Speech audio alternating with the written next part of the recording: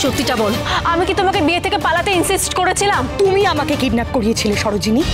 এবার আপনি কি বলবেন? সরোজিনী মৈত্র, রাইট? আপনার নামটা আমার খুব ভালো করে মনে আছে।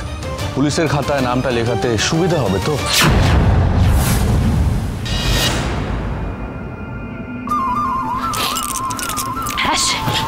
কেন মিথ্যা কথা বলছো বলো? কেন মিথ্যা কথা বলছো? আমি এরকম কিছু করিনি, বিশ্বাস করো। ও ছোট কাকি, আমি সত্যি এরকম কিছু করিনি, তুমি বিশ্বাস করো। ও মিথ্যা কথা বলছে। আরে তোমরা সবাই আমার কথা বিশ্বাস করো না, আমি এরকম কিছু করিনি। একবার বিশ্বাস করো। চোটকা, আমি এমন কিছু করিনি, তুমি আমার কথা একবার বিশ্বাস করো। ও মিথ্যা কথা বলছে। কিন্তু সরোজিনী, সেটা তোমাকে প্রমাণ করতে হবে। তুমি একবার আমার কথা বিশ্বাস করো না। আমি সত্যি চাইনি যে রণদেব বাবুর সাথে এসে ভেঙে যাক। তুমি বুঝতে পারছো না, এটা বিশ্বাস অবিশ্বাসের প্রশ্ন নয়। তোমাকে এমন কিছু একটা করতে হবে যাতে সবাই বুঝতে পারে তুমি ঠিক।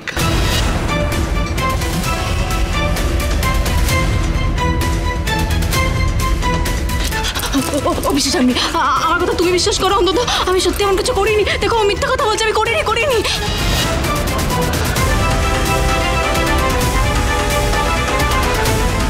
এবার কি তবে আমাকে এই বাড়ি থেকে বের করে দেবে? কি করবো আমি এখন স্যার? শুধু মিথ্যে কথা বলে যাচ্ছে।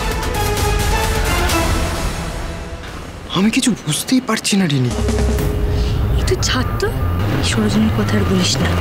আমি নিজে কানে শুনেছি আপনি আজকে বলছিলেন এই ইচ্ছে না থাকলে এই বিয়েটা করো না। সিদ্ধান্ত নাও একটা, এসব থেকে দূরে গিয়ে বিয়েটা করলে করো, আর যদি এসব না ছাড়তে পারো তাহলে বিয়েটা করো না।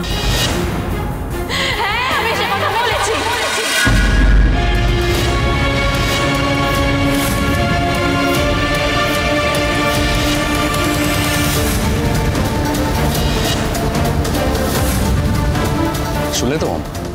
শুনলে তো উনি নিজে স্বীকার করছেন উনি আজকে বুঝিয়েছিলেন।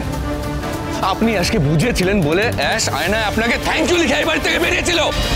আমি বিয়ে করতে পারবো না, sorry Ronu, thank you Sarojini. হ্যাঁ রনু, হ্যাঁ এক্স্যাক্টলি এই মেয়েটা সরোজিনী আমাকে বুঝিয়েছিল, আর আমিও ভেবেছিলাম এই মেয়েটা বোধহয় সত্যি আমার ভালো চাই। কিন্তু না, আমি তো বুঝতে পারিনি যে তুমি আমাকে আসলে এই বাড়ির বাইরে বের করতে চাইছিলে, আমাকে কিডন্যাপ করানোর জন্য। একদম মিথ্যা কথা বলবে না অ্যাশ। আমি কিডন্যাপ করতে চেয়েছিলাম? হ্যাঁ, আমি একটা সাধারণ মেয়ে, আমি একজন সিঙ্গার। এত ক্ষমতা নেই আমার, আর আমার এমন কোনো মানসিকতাও নেই যে কিডন্যাপিং এর মতো এরকম একটা অপরাধ করাবো।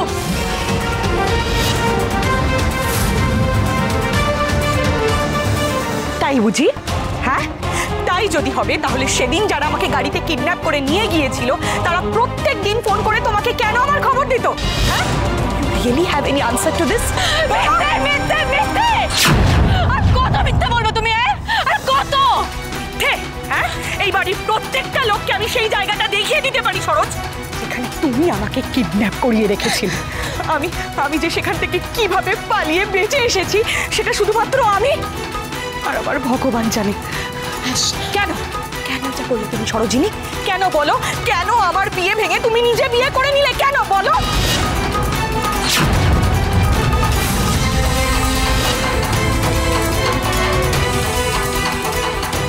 বললাম না লোভ।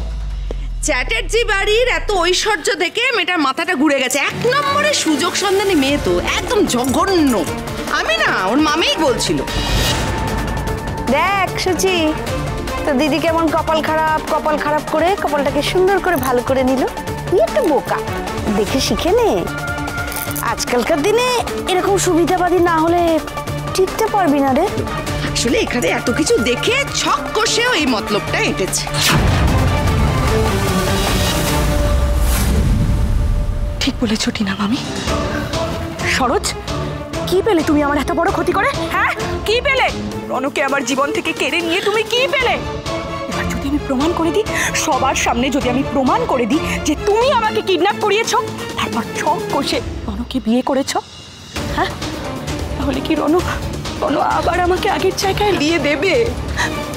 Ronu baby, look at me. তুমি কি এই মেয়েটাকে তোমার জীবন থেকে সরিয়ে দিয়ে আমাকে আবার বিয়ে করবে? বলো না, বলো তুমি কি নিজের ভুলের প্রায়শ্চিত্ত করবে?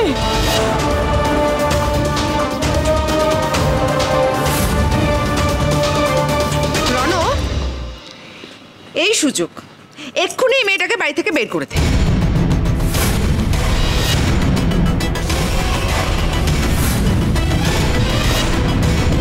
কিরকম প্ল্যানটা করেছিল ভাবো। আমার মেয়েকে খারাপ সাজিয়ে রণর চোখে ছোট করে নিজে এই বাড়ির বউ হয়ে বসলো। শুধু তাই নয়, ও মিথ্যে অ্যালিগেশন দিয়ে আমার স্বামীকে এই বাড়ি থেকে বের করে দেওয়ার চেষ্টা করেছিল। আরও একটা প্রমাণ আপনার মিথ্যে বলার। কোম্পানি লেবার সিকিউরিটি গার্ড হিসেবে কেন এসেছিল, তাও আবার এই অনুষ্ঠান বাড়িতে? আর তাদেরকে নিয়ে বাড়ির বাইরে গিয়ে আলাদা করে মিটিং কেন করছিলেন? আপনি পুলিশ ডেকে ওনাকে পুলিশের হাতে তুলে দিন, পুলিশ ঠিক ওনার মুখ থেকে সত্যি কথা বের করে নিয়ে আসবে।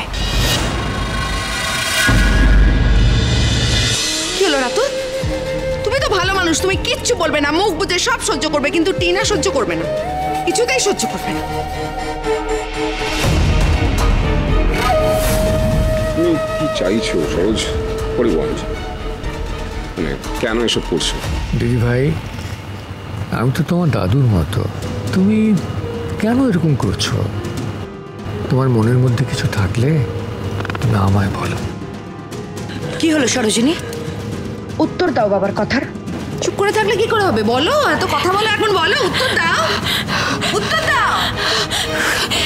বুলেট সরোজিনী, উত্তর দাও। Answer this question. বলো বলো, come on come on come on come on, বলো বলো সরোজিনী। কি হলো সরোজিনী? বলো, come on come on come on, বলো বলো। কি করে হবে? বলো, এত কথা বলো, এখন বলো, উত্তর দাও। আমাকে নিয়ে ভুল বোঝানো হচ্ছে, ভুল। আমি এরকম কিছু করিনি, করিনি, আমি করিনি।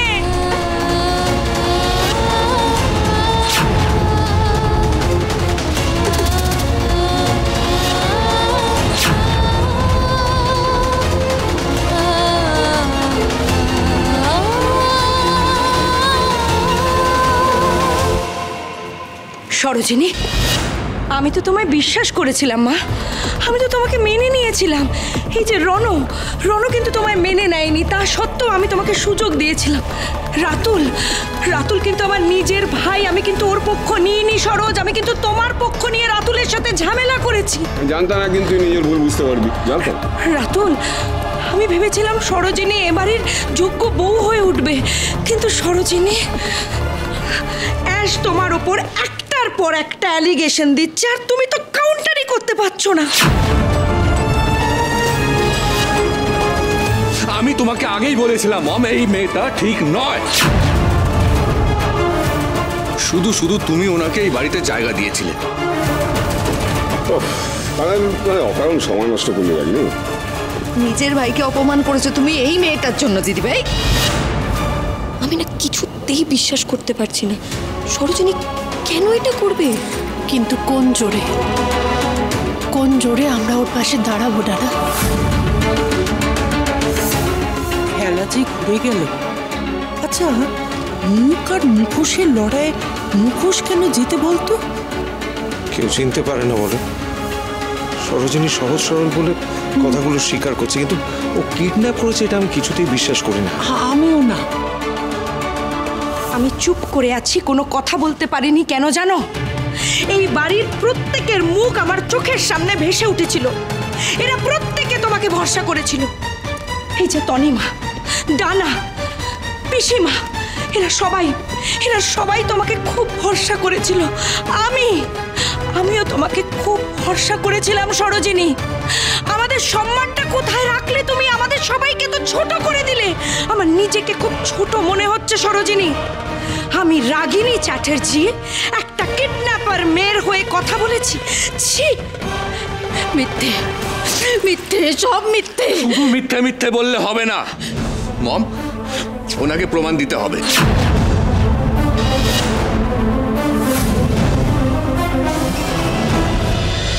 সবাই প্রমাণ চাইছে সরোজিনী, সবাইকে প্রমাণ দাও, না হলে আমি রাগিনী চ্যাটার্জি সবার সামনে কথা দিলাম, তুমি যদি প্রমাণ দিতে না পারো তাহলে আমি নিজে হাতে তোমাকে শাস্তি দেব।